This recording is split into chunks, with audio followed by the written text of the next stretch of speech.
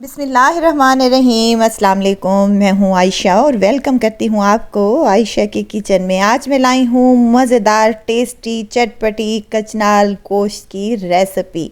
ये बाहर की सब्ज़ी है और बहुत ही कम टाइम के लिए आती है और बहुत ही मज़े की बनती है। कचनार की सब्ज़ी बहुत सारे फ़ायदों का मजमुआ है। ये कलियाँ होती हैं और इनका कोई भी जायका नहीं होता। इस कचनार को हम चटपटा टेस्टी बनाएंगे दही चिकन और मिसालों के साथ। बहुत ही ज़बरदस्त चटपटी मज़ेदार और टेस्टी सी कचनार गोश्त की रेसिपी आज आपसे शेयर कर रही हूँ। वीडियो अच्छी लगे तो लाइक शेयर ज़रूर कर दें और अपने फैमिली और फ्रेंड्स में भी ज़रूर शेयर किया करें। तो चलें मज़ेदार चटपटी और टेस्टी सी कचनार गोश्त की रेसिपी को बनाना स्टार्ट कर लेते हैं। बिस्मिल्लाह करते हैं। यहाँ पर मैंने 1 किलो कचनार ले ली थी। कचनार जो होती है वो बिल्कुल कलियां सी होती हैं, ऐसे ही इसको मैंने अच्छी तरीके से साफ़ सुथरा कर लिया है। अब क्या करना है, इसको 2 से 3 पानी अच्छे से वॉश कर लेना है ताकि जो भी डस्ट वगैरह हो वो ख़त्म हो जाए। अच्छा, बाज़ लोग क्या करते हैं कि इस कचनाल को ऐसे ही पका लेते हैं। हल्की सी इसमें कसीलापन होता है, कड़वा तो नहीं कहेंगे, कसीलापन होता है, जो कि हम इसको ऐसे ही पका लें तो वो हल्का सा टेस्ट में कसीलापन आता है। लेकिन मैं यहाँ पर आज आपसे जो शेयर कर रही हूँ उसको मैं हल्का सा बॉयल करूँगी। इसको मैंने खुले पानी में शामिल कर दिया है कचनाल को और 2 से 3 मिनट ही इसको हमने पानी में छोड़ देना है। जैसे ही गर्म पानी इसको लगेगा तो इसका रंग अच्छे से खिलकर सामने आ जाएगा। देखें यहाँ पर ये ग्रीन ग्रीन सी होना स्टार्ट हो चुकी है। बस इसको 2 से 3 मिनट ही गर्म पानी में छोड़ देना है और उसके बाद इसको स्ट्रेनर में निकाल कर साइड में रख लेना है। इसको ज़्यादा नहीं पकाना आपने, वरना क्या होगा कि ये बिल्कुल घुल जाएगी और जो कि खाने में अच्छी नहीं लगती। चलें जी, इसको मैंने 2 से 3 मिनट तक अच्छे तरीके से पानी में बॉयल कर लिया है और उसके बाद इसको छान कर साइड पर रखेंगे। मसाला तैयार कर लेते हैं, जिसके लिए मैंने कढ़ाई में 1 कप कुकिंग ऑयल शामिल किया है। ऑयल हल्का सा गर्म हो जाए तो एक बड़े साइज़ का प्याज मैंने कट कर इसमें शामिल कर दिया है और इसको अच्छे से फ्राई कर लें। प्याज़ों को कलर नहीं देना, हमने सॉफ्ट करना है ताकि इसका कच्चापन भी दूर हो जाए और प्याज हमारे कचनाल में अच्छे से मिक्स हो जाए।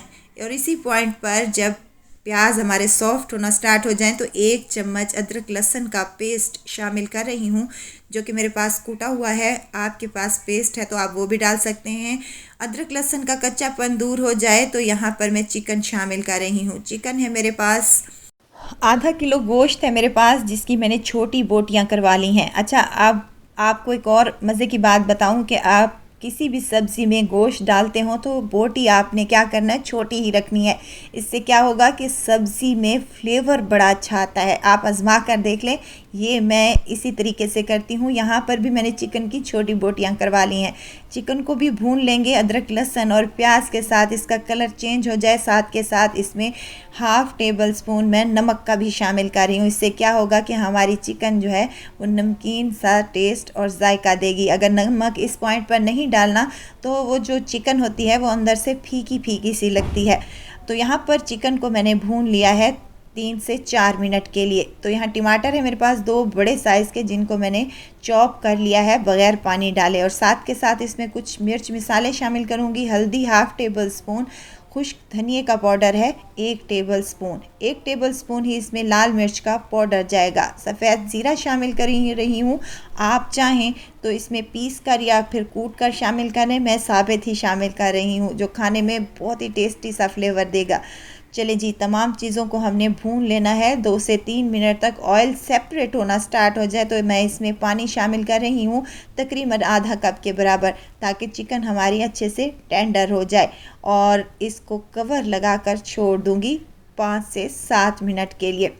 वीडियो तो इस स्टेज पर अगर आपको ज़रा सी भी अच्छी लग रही हो तो लाइक करें, सब्सक्राइब करें और साथ में बेल आइकन के बटन को भी ज़रूर प्रेस कर दिया करें ताकि मेरी हर नई आने वाली वीडियो आप तक पहुंचती रहे। तकरीबन 5 मिनट के बाद मैंने इसका कवर खोला है। देखें अच्छे तरीके से हमारा चिकन भुन चुका है, मिसाले भी भुन चुके हैं, चिकन हमारी अच्छे से टेंडर हो चुकी है और ऑयल सेपरेट होना स्टार्ट हो चुका है। इसी पॉइंट पर हम नमक चेक कर लेंगे। नमक अगर हमें कम लगा तो हम और भी शामिल कर सकते हैं।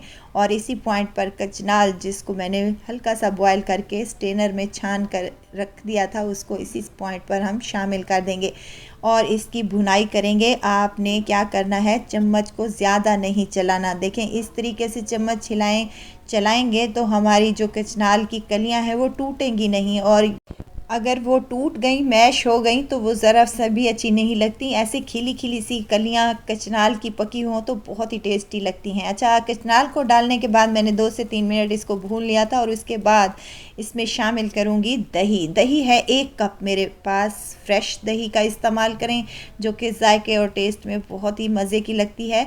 और इस कचनाल में दही का इस्तेमाल ज़्यादा करना है आपने, क्योंकि कचनाल का अपना कोई फ्लेवर नहीं होता। इसको हमने दही और मिसालों से ही अच्छा टेस्ट और फ्लेवर देना है। दही अच्छी गाढ़ी और मज़े की होगी तो हमारी कचनाल भी अच्छी मज़े की बनेगी। अब इसको भी मैंने कवर लगाकर 5 मिनट के लिए छोड़ दिया था हाई फ्लेम पर, ताकि हमारी दही का पानी भी खुश्क हो जाए और हमारी जो है ग्रेवी भी अच्छी बन सके। यहाँ पर मैंने थोड़ी सी ग्रेवी रखी है। आप चाहें तो इसको बिल्कुल खुश्क भी बना सकते हैं, लेकिन ग्रेवी से बहुत ही टेस्टी सा ये सालन बनकर तैयार होता है।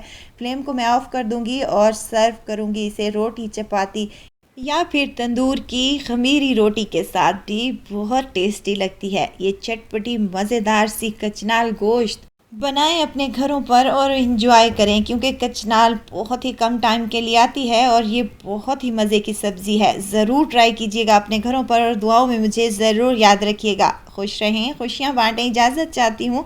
फिर आऊँगी इंशाल्लाह एक नई और मज़ेदार सी चटपटी रेसिपी के साथ। आयशा को दीजिए इजाज़त। अपना बहुत सारा ख्याल रखिएगा, दुआओं में मुझे याद रखिएगा। अल्लाह हाफिज़।